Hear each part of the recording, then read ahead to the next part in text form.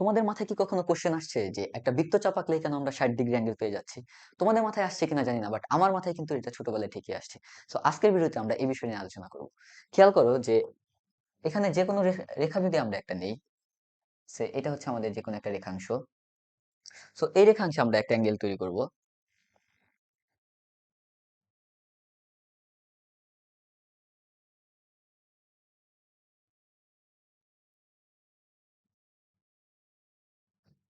এখানে যে কোনো একটা ব্যাসার্ধ নিয়ে আমরা অ্যাঙ্গেল তৈরি করলাম। তো টিচাররা আমাদের কি বলেন যে সেম ব্যাসার্ধ নিয়ে এই পয়েন্টকে কেন্দ্র করে একটা বৃত্তচাপ আঁকতে হবে। সো এটাও আমরা করি, টিচারদের আমরা অমান্য করব না। সো এখানে এই পয়েন্টকে কেন্দ্র করে আমরা সেম ব্যাসার্ধ নিয়ে আরো একটা বৃত্তচাপ আঁকি। সো আমাদের বৃত্তচাপ আঁকা শেষ।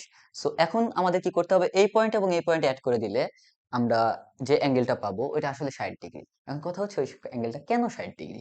সো ওইটা এখন আমরা দেখি। দেখো,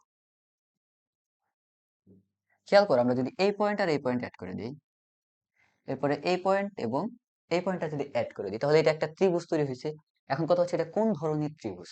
খেয়াল করো, আমরা যখন বৃত্তটা আঁকছিলাম, সো বৃত্ত মানে কি, যে কেন্দ্র, এটা যদি আমাদের কেন্দ্র হয়, অর্থাৎ এটা ও পয়েন্ট, এটা হচ্ছে এই বৃত্তের কেন্দ্র।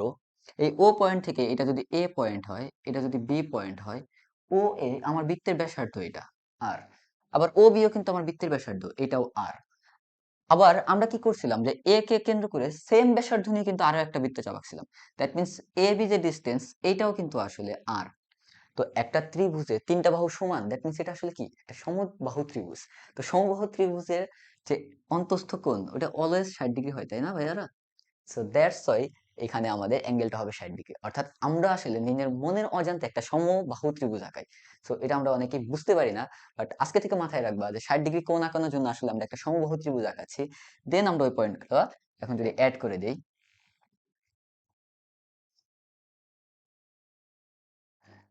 তাহলে এই অ্যাঙ্গেলটাই হবে আসলে 60 ডিগ্রি।